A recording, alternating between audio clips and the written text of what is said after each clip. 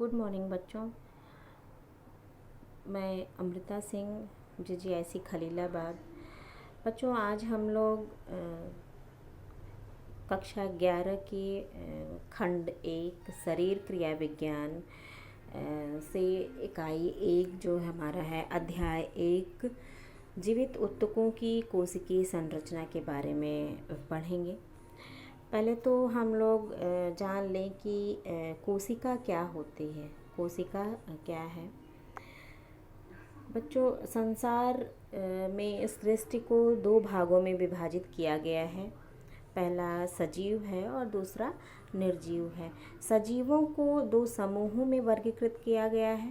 पहला जंतु है, दूसरा हमारा है पादप। सजीवों के अंतर्गत सरल सूक्ष्मदर्शी से लेकर जटिल एवं विशालकाय जंतु व पादप आते हैं। मानव इस सृष्टि की अद्वितीय रचना है। अन्य जीवधारियों की तुलना में मानव संरचना सर्वाधिक जटिल होती है, लेकिन मानव शरीर की भी संरचनात्मक एवं क्रियात्मक इकाई को कोशिका ही कहते हैं। कोशिका में वे सभी क्रियाएं संपन्न होती हैं जो एक जीवधारी में होती हैं। अतः हम लोग इसको इस तरह से परिभाषित कर सकते हैं कि सभी जीवधारियों के शरीर की संरचनात्मक एवं क्रियात्मक इकाई को कोशिका कहते हैं। इसमें जो हमारा कोशिका जीवधारियों की संरचनात्मक एवं जैविक क्रियाओं तथा जो हमारी आनुवांशिकता की इकाई होती है। इस सभी जीवधारियों का शरीर एक या अधिक कोशिकाओं से बना होता है। कोशिका शरीर की मूलभूत इकाई होती है। समस्त जैविक क्रियाएं कोशिका में संपन्न होती हैं। कोशिका आनुवंशिकता की इकाई होती है। कोशिकाओं की उत्पत्ति पूर्व उपस्थित कोशिकाओं से ही होती है। यह कोशिका विभाजन के कारण होती है। उसके बाद हम लोग देखेंगे कि कोशिका का परिमाण तथा आकार कैसा है, यानी कि कोशिका का साइज और शेप कैसा है।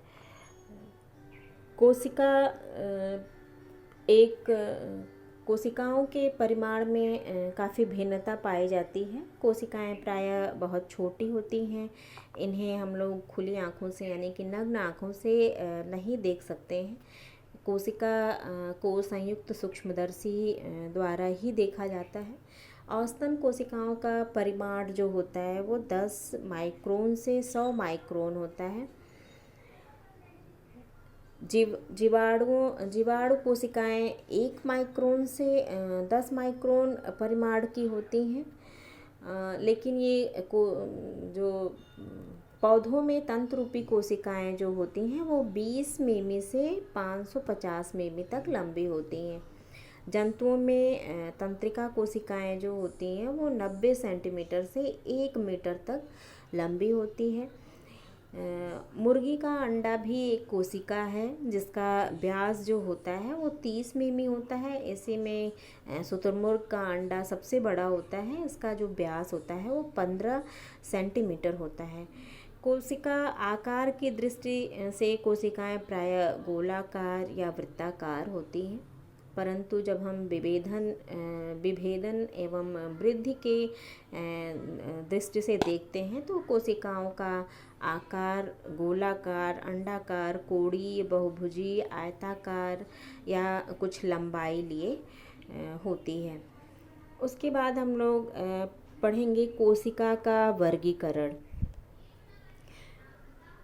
प्राणी शरीर की समस्त कोशिकाएं आंतरिक संरचना में समान होती हैं, तथापि इन कोशिकाओं की बाहरी आकृति तथा स्वरूप में पर्याप्त अंतर एवं विविधता दृष्टिगोचर होती है।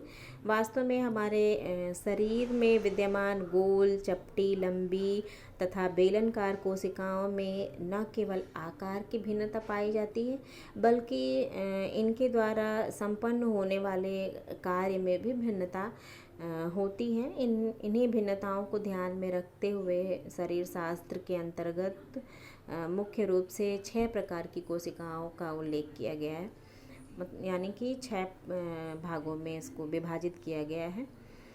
पहला हमारा है आच्छादित कोशिका, इसको हम लोग उपकला कोशिका भी कहते हैं। शरीर के प्राय सभी भागों में पाई जाने वाली एक प्रकार की चपटी कोशिकाओं को आच्छादक या उपकला कोशिका कहते हैं। ये कोशिकाएं शरीर के अंगों की रक्षा हेतु कुछ महीन झिल्लियों का निर्माण करती हैं। इन कोशिकाओं में रिक्त स्थान नहीं होता है, अतः इनमें अंतःकोशिकीय पदार्थ भी नहीं पाए जाते हैं।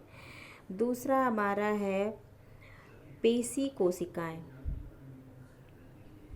शरीर में पाई जाने वाली द्वितीय प्रकार की ये कोशिका होती है, जिसको हम लोग पेशी कोशिका कहते हैं। इन कोशिकाओं से क्रमशः पेशी ऊतक तथा शरीर की सभी मांसपेशियों का निर्माण होता है। पेशी कोशिकाएं मुख्य रूप से 2 प्रकार की होती हैं, जिन्हें क्रमशः ऐच्छिक पेशी कोशिकाएं तथा अनैच्छिक पेशी कोशिकाएं कहते हैं। हृदय की पेशी कोशिकाएं जो होती हैं वो भिन्न भिन्न प्रकार की होती हैं। इसमें हमारा तीसरा जो है वो है रक्त कोशिकाएं। शरीर में रक्त का निर्माण करने वाली कोशिकाओं को रक्त कोशिका कहते हैं। रक्त कोशिकाएं 2 प्रकार की होती हैं, श्वेत रक्त कोशिका, दूसरा होता है लाल रक्त कोशिका। आकार व कार्य में ये दोनों रक्त कोशिकाएं भिन्न होती हैं। श्वेत रक्त कोशिकाओं का कोई निश्चित आकार नहीं होता है, ये अनियमित गोल आकार की कुछ लिजबिजी सी होती है। इनका मुख्य कार्य शरीर को सुरक्षा प्रदान करना होता है, जबकि लाल रक्त कोशिकाएं आकार में गोल टिकिया के समान उभयावतल होती हैं, अर्थात ये कोशिकाएं दोनों और मध्य में कुछ चिपकी हुई होती हैं। इनका जो मुख्य कार्य है वो शरीर में ऑक्सीजन का परिवहन करना है। रक्त में श्वेत एवं लाल रक्त कोशिकाओं का अनुपात भिन्न होता है। सामान्य रूप से लाल रक्त कोशिकाओं की संख्या श्वेत रक्त कोशिकाओं की तुलना में बहुत अधिक होती है। उसके बाद हमारा चौथा होता है अस्थि कोशिका। शरीर की अस्थि कोशिकाओं का निर्माण करने वाली कोशिकाएं अस्थि कोशिका कहलाती हैं। ये कोशिकाएं अनियमित आकार की होती हैं। इनका केंद्रक अपेक्षाकृत बड़ा होता है। इन कोशिकाओं के चारों ओर कुछ अत्यधिक सूक्ष्म रेशे पाए जाते हैं, जो रक्त कोशिकाओं तथा तंत्रिकाओं द्वारा घिरे होते हैं। जो इसमें रेशे दिखाई दे रहे हैं वो रेशे पाए जाते हैं जो तंत्रिकाओं द्वारा घिरे होते हैं। उसके बाद हमारा आता है 5वां संयोजक कोशिका। संयोजक कोशिका शरीर के किन्हीं 2 भागों को आपस में जोड़ने का कार्य करते हैं। उन कोशिकाओं को हम लोग संयोजक कोशिका कहते हैं। इन कोशिकाओं का आकार भी अनियमित होता है। इन कोशिकाओं के बीच रिक्त स्थान अपेक्षाकृत अधिक होता है, जिसके कारण इनमें अंतःकोशिकीय पदार्थ भी सामान्य से अधिक विद्यमान होता है। इनसे निर्मित ऊतकों में सामान्य रूप से कुछ महीन झिल्लियाँ बनती हैं। 6वां हमारा है तंत्रिका कोशिका। तंत्रिका या स्नायु कोशिकाएं संपूर्ण शरीर में पाई जाती हैं। ये कोशिकाएं लंबी व त्रिभुजाकार होती हैं। ये कोशिकाएं ही तंत्रिका तंत्र का निर्माण करती हैं। तंत्रिका तंत्र द्वारा ही संपूर्ण शरीर की गतिविधियों का परिचालन एवं नियंत्रण किया जाता है। तो ये हमारे कोशिका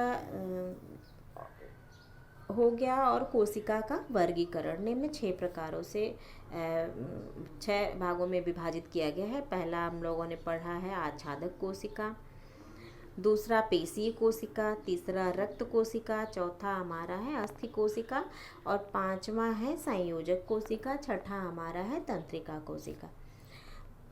बच्चों, कल हम कोशिका की आंतरिक संरचना के बारे में बताएंगे। बच्चों, आज के लिए बस इतना ही। धन्यवाद।